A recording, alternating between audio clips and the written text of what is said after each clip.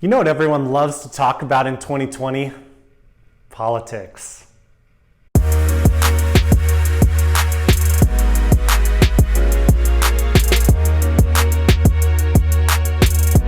What's up, you guys? We're back with another video. My name is Matt with Hoopsology Podcast. Check us out. Subscribe to us anywhere you listen to podcasts. Also, check out social media. We're particularly active on Twitter at Hoopsology Pod, but you can check us out on any social media platform. So today, yes, we're talking about politics. And if you cringed at my intro there, that's kind of my point. So I wanted to talk about this Harris poll that came out at the end of August that talked about 2,000 fans that were polled. And of these sports fans that were polled, 39% said that they are watching fewer games than they normally would be. The poll then went on to ask why they are watching less games. What are the reasons behind that? And 38% of those respondents said that politics in sports was the number one reason that they are watching fewer games this year in 2020 during a pandemic, during a time when many people in large population areas are on lockdown or close to that, have a lot fewer options of places to go anyway. While we still have a lot of options entertainment-wise, no doubt, they are all at home, and everyone, I think, is getting more screen time regardless of where you live. So anyway, back to my point, 38% of people said that ratings are down due to politics. Another 19% said ratings or viewership is down due to controversy with China and the NBA's relationship with China as a main business partner. So getting away from the Harris poll, numbers echo what the Harris poll is saying in that ratings are down 27% since last year and 40% since 2 years ago. So gradually there's been a decline in ratings overall. And those numbers are for specifically the first round of the NBA playoffs. So I think there are some confounding factors that we do need to acknowledge. This isn't entirely about politics. For example, the airtime of these games. I know I am missing a lot of games when they are airing daytime on weekdays. A lot of us are at work or doing other things or focused on other things. And not all these games have been aired in prime time like they normally would be at the end of a spring. Also, there is just a lag in the summer in general. So I don't think it's fair for us to put the entire blame on politics and what has been going on in the NBA over the past few weeks, especially with the highly politicized boycott last week.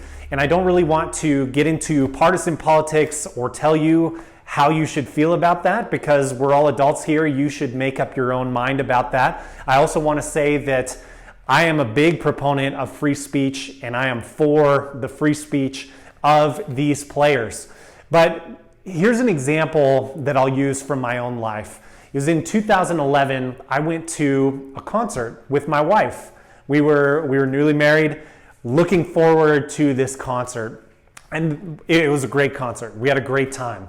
There were 5 to 10 minutes, I would say. I'd say 10 minutes where the band, all of a sudden, I won't name the band, but they went very, very political in the middle of this show. And it wasn't regarding a sitting president, who you can guess who that was at the time in 2011. But it was a former president. Again, you can probably connect the dots if you're thinking critically here. And they went on for about 5 minutes, kind of monologuing about this, giving the audience their feelings. And then they used some graphics in one of their songs behind the display. And I noticed, I was kind of looking around, we're all there for the band. We paid good money to be there and see them. We were all on their side as far as, hey, we want to have an awesome time at your concert. We are huge fans. So I look around and I see all these other fans of this band around me, and everyone's mood kind of drops. I mean, no one is smiling while we're talking about politics in this monologue, and it just feels a little more tense during the song as well. Not as much throwing hands up, cheering, singing along during this song as there had been in previous songs. Now, the band got away from that in the next few songs and lightened the mood a little bit. The concert went on. It was a great show. But I guess my overall point is, I don't think there is anyone who went to that concert to see the band's political views, even if they agreed with those views. And I don't think anyone became a fan of the NBA based on politics of players, owners, commissioner, whoever, what have you. So I guess my point here is that as sports fans, when we tune in and there are a lot of politics, we oftentimes are looking for escapism, especially with all the stress around 2020. Everyone's been dealing with something in some way or another. Once this pandemic hit in March, we all have our problems that we're dealing with. And sports can be a great escape from that. And we are looking inherently for entertainment when we watch sports. And so when you tune in and you're getting something else, it's a little off-putting regardless of where your politics are. Even if you agree, bringing that up again might be stressful, just to recount that and revisit that and acknowledge that maybe that stress is going on. So I think our escapism has been removed from us with the insertion of politics into sports. Think of if you go to a dinner party with some friends. I mean, what are the two things that we've always been told to stay away from at conversations at a dinner party or a social gathering? You never talk religion, you never talk politics if you want the night to go smoothly, or best chance for that anyway. So we are automatically inserting a certain opinion into these games, into the product on the court, and the polling numbers are clear. That's bothering a good number of people. I respect everyone's right to their opinion, but polling shows that the numbers are down, and at the end of the day, that is something that is bad for business. So the other thing that I know that many of you will say is that, well, hey, Matt, this is all for the greater good. If we take a hit here, we're okay with that because of the greater good. And I think that's fine if that's what you believe, but we never have had a period of time as pronounced as right now where athletes are becoming arbiters of morality. Athletes are becoming judge and jury. Some people would say woke. I would say more politically inclined, more a part of the conversation than they ever have been before. And again, that is fine. But with the NBA specifically, there is that relationship with China that rubs a lot of people the wrong way. Adam Silver said back in June, he has nothing but respect for China, a mutual respect for China. And that's really the only thing that we've heard from the NBA with regard to its ties in China. You can go back and look up what Daryl Morey said about Hong Kong and the response that was had, how he was shouted down and silenced even by LeBron James. And that just creates a conflict because NBA players want to talk about great injustice that they believe in their own country is happening, but they are silent still to this point on their business relationship with China. I don't care what political party you align with. I don't care what your beliefs overall are. That's all cool with me. You are an adult. You have a right to those opinions. But you can't deny the hypocrisy, especially as LeBron James has quoted Martin Luther King Jr. when he said back in 2018, LeBron James echoed this quote saying, "Injustice anywhere is a threat to justice everywhere."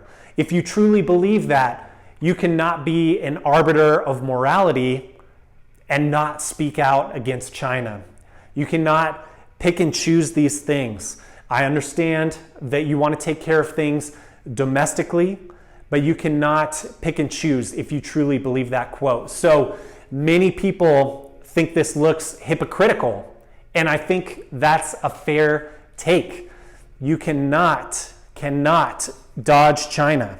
It was also announced this week that the English Premier League is cutting their business ties from China. They stand to lose about $700 million from cutting off these business ties. Look, I'm not saying the NBA needs to go this far, though I think many would like to see that happen. But I think you can't stay silent on China and have people take you very seriously with these other social justice issues that you're talking about. And that's all I'm getting at.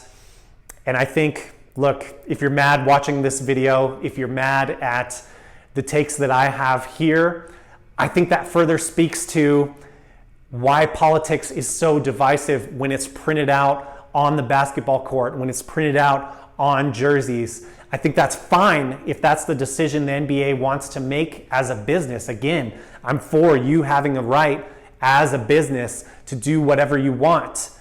But just be careful, because you might take a hit financially because of this when the next CBA comes around, when the next TV deals come around, when ratings drop, and if ratings continue to drop.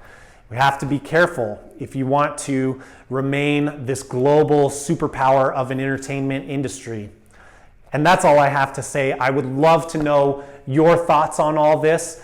Please put them down in the comments below. I would love to address it on the podcast this weekend. If we have any great takes on these, whether you agree with me or disagree, all opinions welcome.